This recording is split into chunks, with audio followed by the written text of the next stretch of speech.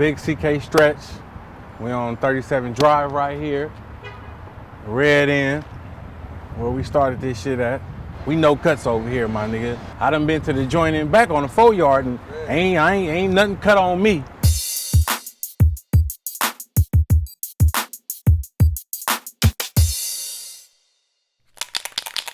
Really, when you No Kut, you banging your hood, you pressing your line, you from your block.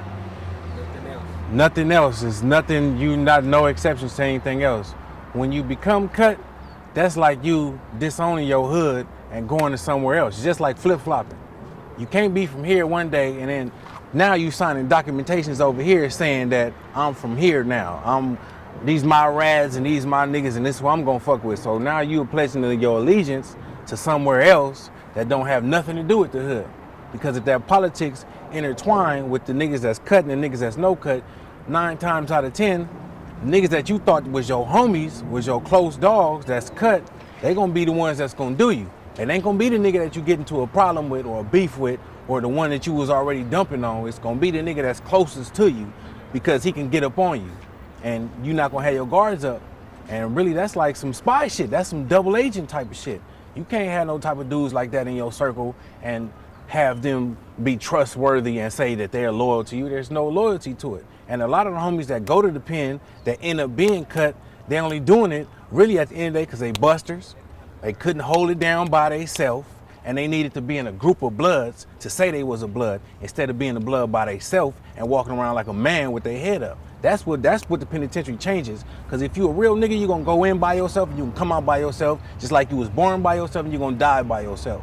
I don't need no 100 niggas around me to say, oh, I'm hard or I'm active or I need to get down with these niggas now because I know I got 20 niggas behind me. No, we could line it up anywhere it's gonna go. It could be me against 20 niggas by myself.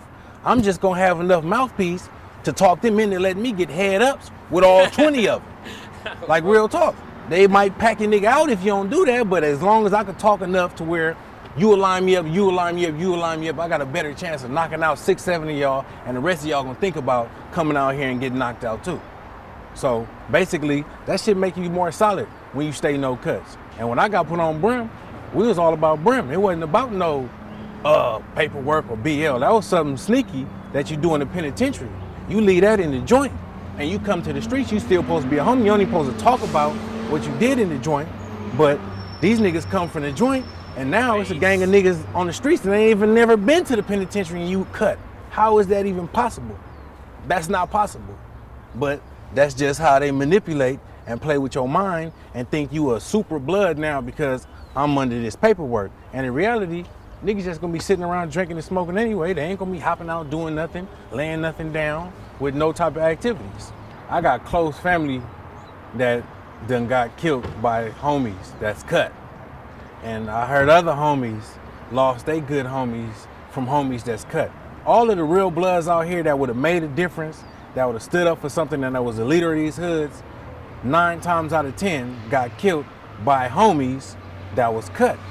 They didn't get killed by no Crips, they didn't get killed by no SAs or none of that. They got it was always an in-house shit. Like all our reputable niggas, Beat Braves, Lil Killer, just all that shit, them was all in-house shit. To where niggas had their own little circles and they done twisted up homies. And it's a gang of homies that died like that. A homie Hustle. I can just keep naming names and naming names and naming names. And it's all homies killing homies. And it's always a nigga that's Kut killing the nigga that's No Kut because the one that was No Kut was solid. And they were scared of what he could do because the masses is gonna 9 times out of 10 follow the homie that's No Kut more than they gonna follow the homie that's Kut. Now, since you just said that, do you feel that you're putting yourself out there by even addressing this issue as aggressive as you addressing it on camera? Honestly speaking, it needs to be addressed. It's too many homies that's dying. It's too many homies getting locked up, twisted up behind these other niggas. Like even right now with our hood, like the young homies, the TGs, the IGs, and the YGs, they doing their stuff only because we separated the OGs away from us.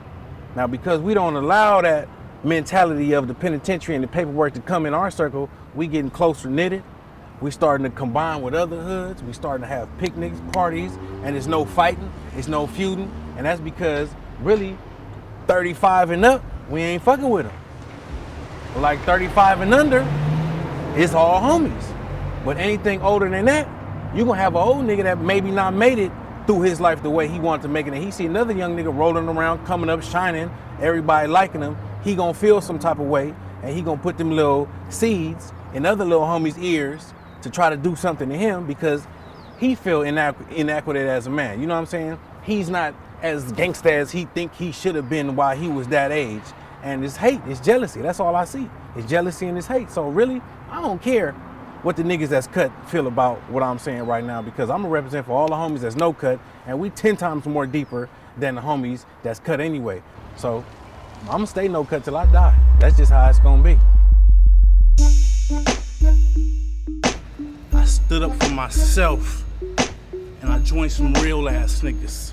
Some niggas that's about money, nigga, my fucking pants are sagging cause my pockets is heavy right now. You learn a lot about the female gender, being locked up around nothing but females. But that's where scrap comes from. Not only do I like scrap to do the character, but yeah, I ain't putting down nothing but my thumb.